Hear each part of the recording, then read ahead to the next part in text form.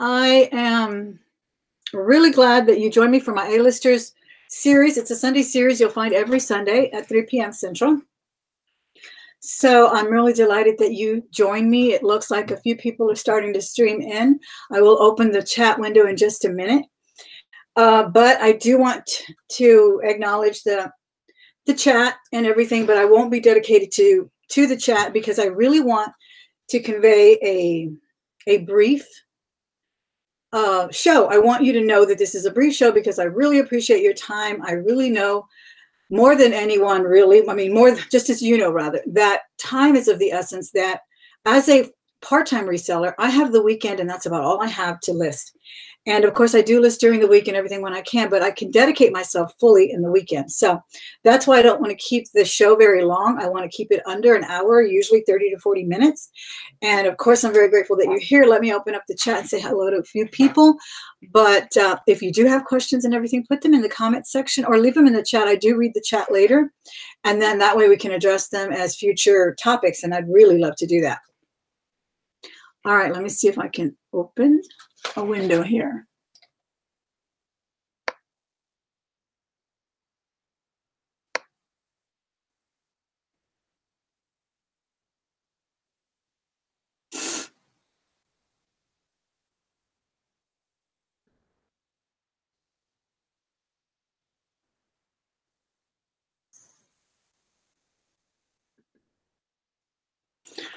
Okay, one of these days I will get a lot faster at that because I seem to take a lot of time opening windows and all. How is the stream now, guys? Let me know if everything's okay. Hi, Tammy. Hi, Kathleen. Paula B. I'm so glad you guys are here, guys. Belinda, Jennifer, Yvonne, Thelma Cable. Thanks for joining me, guys. I am super excited about this series. I think we're going to learn a lot from each other. I think we're going to motivate each other. And first of all, I'm going to do a quick little haul from the Goodwill. Remember I told you I was going to do a real quick little haul. Hopefully I won't take very long. If I do, I'll save some for later. But I just want to show you some of the things that I got from the counter. I always like to open with a little bit of a haul. Look how pretty this bangle is. It was only about $2. I don't believe it's set in sterling, but it is abalone all around. And it's a perfect size. It's not too big. So I got that, like I said, for about $2. Hey, Leslie, how are you? And that's genuine abalone. That was last week. And I'm really taking to also being very proactive with what I'm sourcing. If I don't see a good bag, and of course, sometimes I just buy them just because, but if they're full of beads and stuff, I leave them behind. I'd rather look through the counter and, buy a little bag like this that I feel is a lot more useful. This really isn't jewelry. Well, it kind of is. It says sparkle every day. And it's just kind of a mantra that I like to have. I really am starting my day with a lot of affirmations and prayer that my day will go well, because there's so much negative energy out there, everything from your coworkers to the children that I have to deal with and, the problems that they bring and so forth. So I really have to have myself in a good mindset. And I like things like that, give you a little positive vibe. Who doesn't need that, right? Look at this gorgeous thing. I even asked the girl, is that gold tone or silver tone? It is sterling. But I still think it had like a gold wash, or it's supposed to. It's just kind of I don't know, like a little mesh design. I love the length of it. It's pretty weighty there, but I mean, not that weighty because the chain's not very big. But isn't that pretty? I forget if it was signed, but I'll look it up later because we're going to talk about that, myths and misconceptions with jewelry. All right. I'm going to just show you a few more. Oh, this ring is super cute. And this was marked 14. So I got it for like 10. Very pretty. Look at that patina on there. We talked about patinas as well last time, how it's not something that's set in stone. You can remove the patina, but they do use patina to age pieces. So you have to be careful what it is you want to clean. Now, if it's a plain, bracelet that has a lot of, just sleekness to it, you may want to shine it up. But this one, I think it's enhanced by the patina. It's really cute, guys. It's got an orange colored stone there. I can't recognize it, and the rest is turquoise. And I love the setting on that. It looks very Tibetan or something. So yeah, explore those counters. Doing well there. All right, I think I'll just do one more so we can get started with our topic. I don't know what this is, but it spins. It's like a locket, but I don't see where it opens. Maybe it has a secret opening.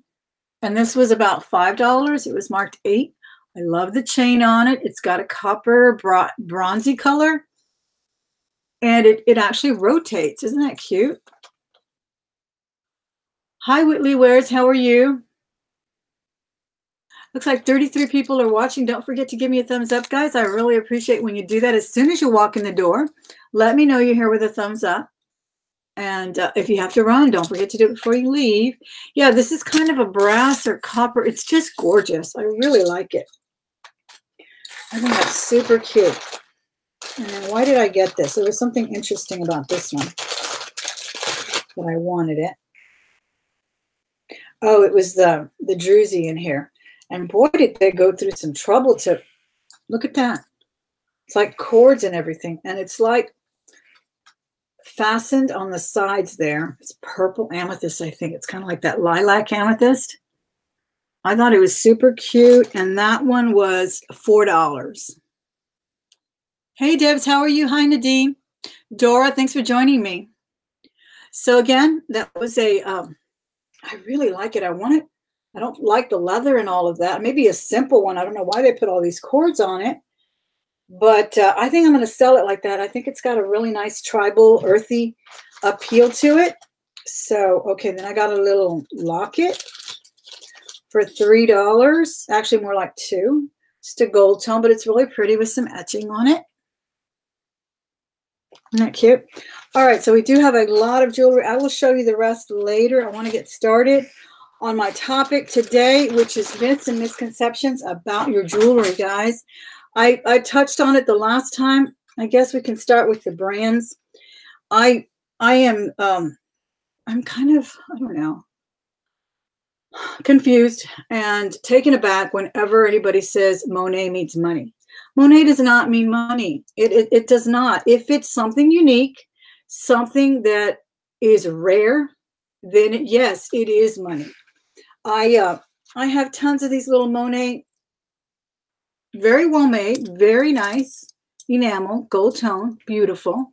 These are actually, yeah, they are clipped. They are clipped. But they're nothing special. No one's going to give me more than $10 for them. And the thing is, we actually suffer from thinking that this is money because you put it up on Posh, you want $20 for it, then they got to pay $6.50 to ship it. And they're not going to pay you $26.50 when they can buy this design at Macy's, brand new, in a package with a bag and a nice receipt. Why would they pay you that much? They're not. So I really, really hate that perpetual myth that Monet is money. Monet is not money. Monet is money when it's rare, when it's collectible, when it's unique.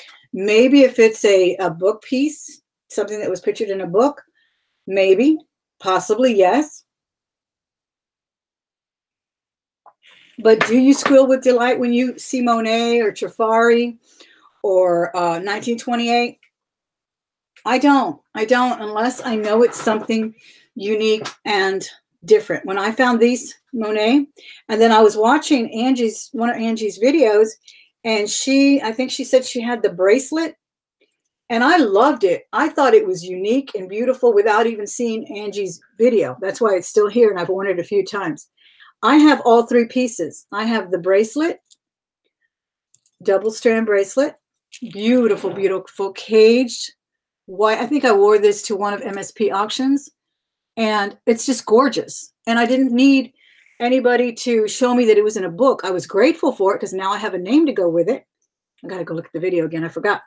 And then I have the earrings too, the clip-on earrings. And I can't wear clip-on earrings, but I wore them for about an hour because they're so gorgeous. And this piece is so gorgeous. It's long. It can be double strand. It's beautiful. This is Monet at its finest. And I think she said this one was from 1973. It's pictured in her book. And she has the bracelet. So yes, you can see uniqueness. You can see rarity in it just when you see something like this. It could have said Napier. It could have said anything. Hi, how are you, Angie? There she is right there in the chat, guys. She's always talking about things Monet. And I think she even referred to it today as quality Monet. So know that difference. Know that difference. This is nothing to write home about. That tiny little enamel. Okay, so it's Monet. I'm not going to give you $20 for it. Now this, I may even give you $100 for it. And I think we've priced, go to Google, go to eBay, and you will see. Put in your comps. What is considered money in Monet? But just because it says Monet, no. I just did some footage from a beautiful, well, it looked beautiful. It was a Trifari brooch, but I picked it up out of the box, and I could not believe how thin, how light it was. It was horrific. No. And it was I didn't even want to give the thrift store $5 for it because I knew I wasn't going to get an investment return on it, a good investment on it. Now, again, with 1928, they're so diffused now, guys. They make very, very low quality pieces. I found this with the package, and I don't want to sell it because I love it. It's a 1928 made in France piece. Remember when they used to make all the beautiful hair accessories in France back in the 70s? Well, this told me this is a 70s piece. It's a barrette. I love it. I don't really wear it, but to put my hair back when I wash my face. But this is quality. This is something I would put $50 on this if I were to put this on eBay or Etsy or somewhere. But, they're coming out with the gunmetal colors, and they're just so diffused. And then I've also seen them come out with some of the series. I think it's the Downton Abbey or something that they're doing. And even Margaret did a review on hers that the quality was horrific, absolutely horrific. And that happens a lot with fragrances. I've done a few fragrance videos in the past, and I've lamented about how much I hate when a celebrity does a perfume, because there's very, very few that are of quality. Most are Walgreens caliber, and I'm not talking the better ones because Walgreens does sell good fragrances, but they're always just the name only. They're just not worth it. These 1928, they're the screwback, and screwback is very, very hard to sell. They really are. I don't do well with them at all. But 1928 is good. And then something like this was actually my book too. And the one I told you where I found the ring that Elizabeth gave me for Christmas. I think it's right here. This one in collectible jewelry. They are in this book. I just saw it last night. I didn't have to see it in a book to know that, yes, they're vintage. Yes, they're screwback. But if they would have been another brand, or if they would have been not as unique, these are tassels, they're unique. So you're looking for design, you're looking for things like that, not just the fact that it says Napier or Trifari. Trifari does not trump everything. Napier is not costlier, just because it happens to have that name. You got to look for design. You got to look for things like that. James Avery is the same way. I see so much perpetuation with that. Retired does not mean rare in lots of jewelry. It does not mean rare. I have two of these hearts. One I got from I'm going to upload it later. One I just found in a jewelry jar, the silver one. And I've already sold it twice. I've actually found two in jewelry jars. They go for about $40, $50 because they're not rare. They're retired, but they're not rare. Now, the one that has the 14 karat gold heart that I hunted for on eBay, that's a little bit rare. And not just because it's in gold at the front there, does the cost go up. It goes up because it's a rare piece. I told you the other day about the choker that I've been wanting. The little neck collar that is outrageously priced on eBay because they didn't make that many gold pieces. They made them mostly in silver. So that is rarity. Just because it's retired does not mean it's rare. Please do your research. Don't just, and I know not everybody gets James Avery, but a lot of people do get it. Common sense is right. Common sense is right, but a lot of people, immediately, oh, these are Monet. I can get $20 for them on Posh. I can get $30 for them on Etsy. No, not if they're not that unique or that well made. You're not. This Trifari piece, I've had it on for a while. It hasn't sold yet, but I just found the earrings. So I'm going to try it with the set. Whoops. I'm going to try it with the set of earrings. They're pretty. They're very pretty, actually. But it hasn't moved, and I don't have it outrageously priced. You know? But it depends, again, saturation of the market. Also, uniqueness, rarity, not just whether or not they make them anymore. Think about Michael Kors. Not only his bags, which are now defunct pretty much. I saw them on the clearance table at Macy's. What does that tell you? But I'm talking about his watches. 7 or 8 years ago, everyone was sporting. Well, not everyone. A few people were sporting the Michael Kors watch. It was beautiful. Supposedly, it was a wonderful watch. It really looked cutting edge. Very nice. Then all of a sudden, they were everywhere. He opened the store at the mall. He was at every corner of Macy's. Now, you can't give those watches away. You cannot give them away. They do not sell. I warned you about Vera Bradley bags 3 years ago that they weren't selling. They were saturated already. Once it gets to that point, it just does not move for you. Same thing here with these bangles. Here's a rare bangle that I found in a jewelry jar. It's the kitty motif breeds. I'm listing it for $450 because I saw someone sell one for $600 on Ruby Lane. Hasn't sold yet, but I'm not dropping the price because this is rare.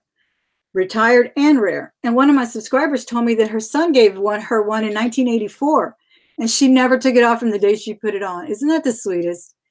But, and I did see the dog one sell on eBay as well for around $400 or $500. This is rare, retired and rare. They made a few.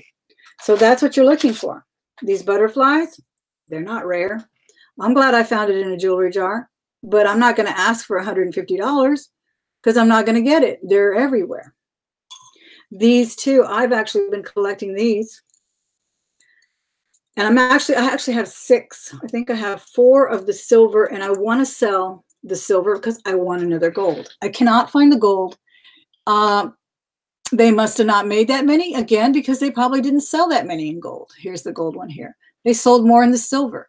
So I can sell this all day long for $90, even though they were probably 50 or 60 back in the, about 10 years ago they came out. They're really pretty. They're called the Crown of Thorns. They're absolutely gorgeous. I have 5 or 6 of them, like I said, but I want another gold one and I can't find it. When I do see them, they're like $900, which is not worth that even in scrap. It's a lot of money, but that's how rare it is. So that's what you want to do. Then you also want to think about, guys, with brands. Again, thank you so much for being here, guys. Don't forget to hit that thumbs up. If you haven't subscribed, please be sure and do so today, and hit that bell so that you can be notified when I go live on these videos every Sunday at 3 p.m. Central. And when I put up a new video, I will be putting up a handbag haul very soon. Another thing with brands, guys, is think about what that designer does, okay? And think about when they did it. When you're talking about Pierre Cardin, he was in his heydays in the 60s and 70s. So when you find a piece of his jewelry, that's a find. But when you find Oscar de la Renta, yes, it's a big prestigious name, designer, couture, right? But he was in JCPenney's. He received a lot of flack for it. So a lot of his things are common. They're not considered desirable. They're not considered commodities. So you have to always think about that. Same thing with, like I said, Michael Kors. He was good in his day when he first started the watches in 2007, 2005. Very few people had them. They were considered a prestigious accessory. They're no longer done. So always think about that and think about what they actually did. Was that part of their line? Tommy Hilfiger is another thing. It's coming back. It's a resurgence. But just because a bangle says Tommy Hilfiger doesn't mean it's going to sell. People want to see the flag motif. That's the draw. The little flag, the Americana look to it. That's what they're looking for. They're not just looking to buy it because it happens to say Tommy Hilfiger, because it's not Hermes like I found this one the other day. This one's going to sell even though it's broken because it says Hermes, because it's desirable regardless. Because Hermes has done handbags, yes, but they were able to transfer their unique brand into accessories as well. Everything from scarves to bracelets. And those bracelets are not always gold and silver. They can just be gold tone and they still get good money. So that's the kind of thing you want to think about. What do they do? Is their brand transferable to everything? Betsy Johnson, same thing. I really sell her dresses quicker than her jewelry because her jewelry lost its steam. Diffused quickly, went into lower quality, and people just don't desire it as much unless you can absolutely prove that it's an authentic piece with the, the box or something like that. But her dresses, they go quickly because they're a little bit more rare, especially since she closed her boutiques and all of that. So you're always wanting to think about that as well. Let me see who's in the chat real quick. Hey, Sandy, how are you? I'm glad you're here. Jennifer's here. iCats is here. Oh, another thing, the sterling. Now that Sandy reminded me of the thing I was going to talk about was sterling. Another myth, guys. Just because something says sterling does not mean it is vintage. Sandy stamps her beautiful jewelry that she made last week sterling. It does not mean it's vintage. It does not mean it's antique. It's a generality. It's a generality that people are taking as creed, and it's not. It is not. I have some designer pieces that I picked up. My kind subscribers were kind enough to school me on. Like, I think it was Lois Hill. She stamps it sterling. It's not vintage. It's made currently. It's at Nordstrom's. Kendra Scott makes sterling pieces too.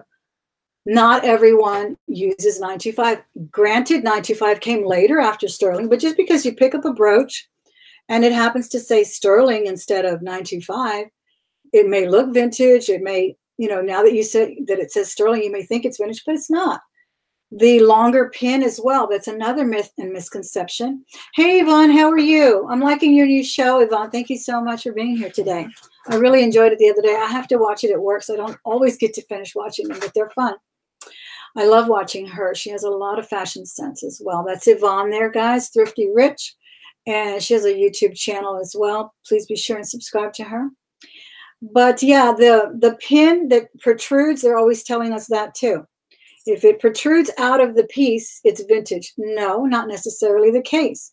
And then some people really like to bring you that vintage look. So you have to be careful with that kind of stuff. It is not always going to be vintage. A name does not always mean money. I love this bracelet that I found. No name, super design on it. It's just an incredible design. It even came with the matching bracelet, guys. I don't need a name to sell this. I don't need a name to put $40 or $50 on it. This design will sell itself. This design will sell itself. So that's what I'm trying to impart to you today, is to not, I love the reseller community. We offer so much to each other. We do learn from each other, but please be sure and do your own research. Please be sure, pick up some books. I just picked up this fabulous one about Christmas brooches, and I do have one. And I think this is the sterling one that by Monet that Sandy sold in one of her auctions. It's right there on the cover.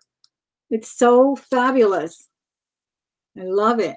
So get yourself reference books, and don't just listen to common misconceptions. Do your own research, learn about them, go browse through Nordstrom's and some of the other stores if you happen to have one in your town, and look at the newer designers. Look what they're doing. Again, brands are wonderful, brands are good, but they do not guarantee you a sale at all.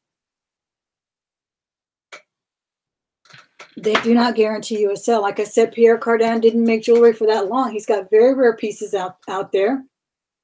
The ones that are very well made are very, very nice. If you find Oscar de la Renta and you can tell the difference between what he sold at, what did I say, JCPenney, or what he sold in his couture salon, you got money, okay? But if you didn't, then you don't. Same thing with YSL. YSL has been at Macy's. It's not guaranteed money. It's not guaranteed prestige.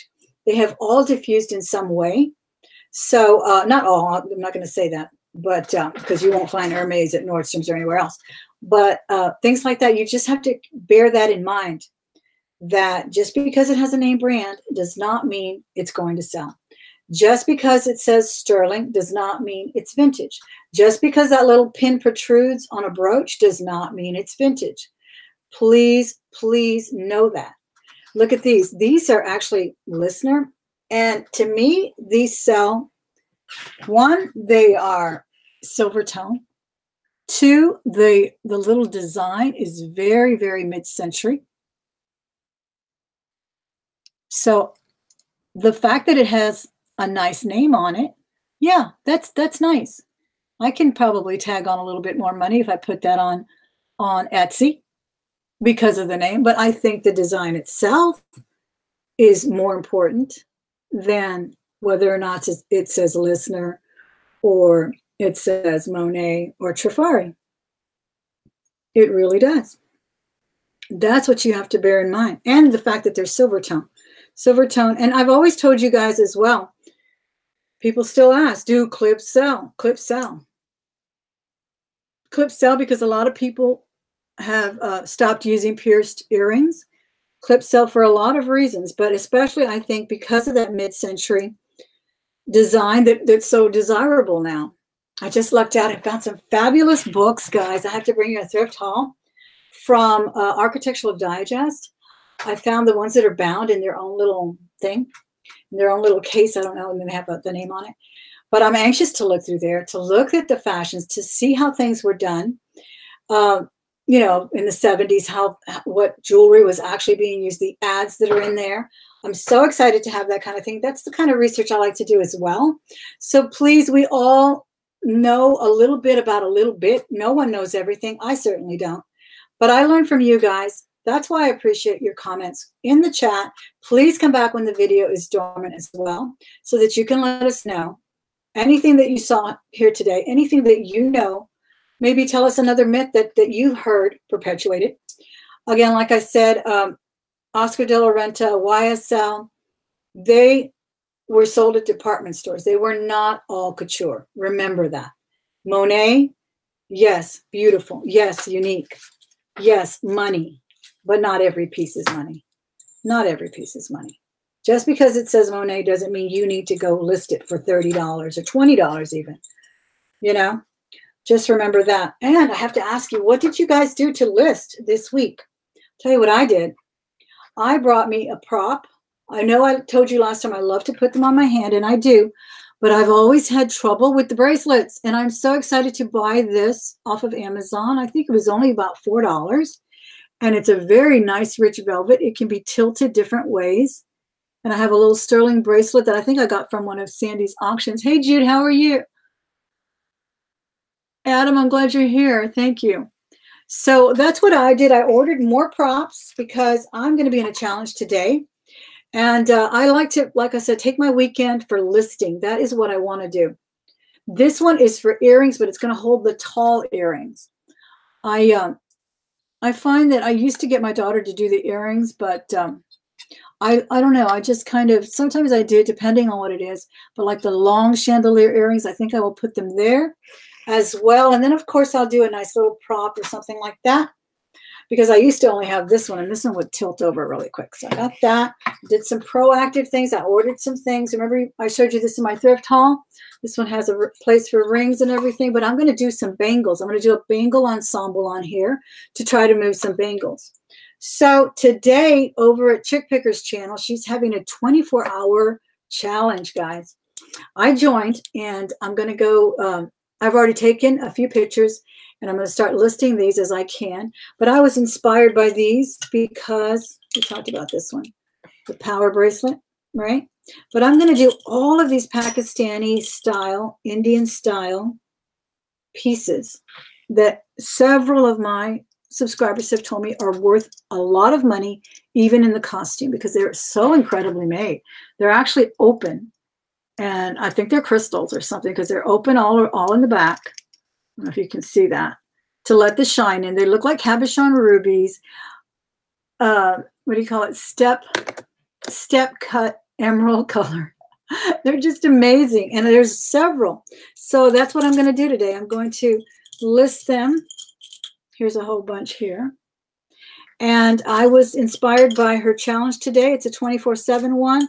They will be on the air, I think, till 5. But then, well, if you go over there, you can get all the rules. But I love her channel. I've always found it very challenging, very positive.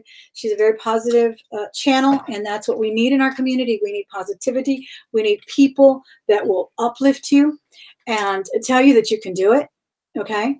Because you can. I know it's overwhelming to have a lot of jewelry in your room and in your cases, but like I told you the very first episode, you take it one at a time. You take it one at a time. I'm doing bracelets today. I think there'll be a quick picture taking session more and more. Then I have to help my friend Elizabeth over at Makeup Zombie, who does a showcase sale in about I think 30 minutes. I don't know what time it is, but I'm going to be doing that. But you know, I kind of do that, and then I would have my pictures, and I just have to. Well, I've taken some pictures this morning, and then I'm going to try to upload as many as I can. I'm going to try to list some of these. They go so quick. This is James Avery, hopefully, but I have other things I want to sell.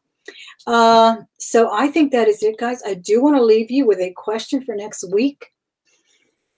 And that question is going to be, what do you do to promote yourself? And I'm not talking as far as I'm going to sell on so-and-so, or I'm going to be on this auction. I'm not talking about that. I'm talking about big league promotions. What do you do? It seems like a few years ago, we were all talking about Pinterest. We were all talking about things like that. And then they kind of waned, like we didn't use them. Well, I'll tell you, I got a lot of sales from people who have found me on Pinterest, and they're kind enough to tell me that. I have myself have stopped doing it. I have stopped sharing my things on Pinterest.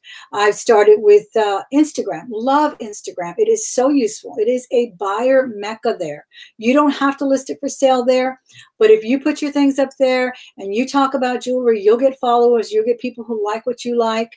You'll get inspired. Go to get inspired. Don't waste your time on channels that don't inspire you. If they're not giving you positive energy, don't go there, because you don't need that. You need positivity. Your day goes like this. Our time here goes like this. If you want to be a reseller, you want to sell your things, what are you going to do? What are you going to do to make that happen? Again, we're going to talk product. We're going to talk placement. We're going to talk price. And we're going to talk promotion next week. And I want you to think about that, because everything we just talked about was about product, myths and misconceptions, right? It was about placement. Where can we, hopefully next week we'll talk a little bit more about placement. Where can we sell our wares? And I'm not talking auctions and Facebook and all of that right now. I'm talking about getting top dollar for your things and not just loading everything up, which is nothing wrong with that. I'm going to probably do that too. In the summer, I want to probably do a little Facebook group and post my things there. And price is so important. Promotion, utterly important. Those are things I want to leave you with. We'll talk about that next week. Again, I love to keep this show nice and brief. I want to convey to you that this is a quick show where we're just going to talk about making money, because it is so easy to go out there and source this wonderful, wonderful stuff. Where's my bag? I still have stuff I haven't even showed you still in bags.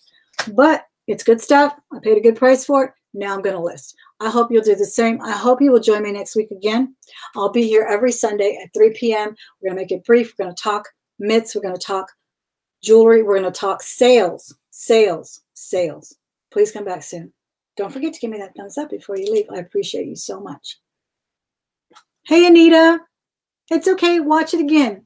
I'm glad you showed up, though. We appreciate you, and Adam and Gloria and everyone else. Thank you, guys.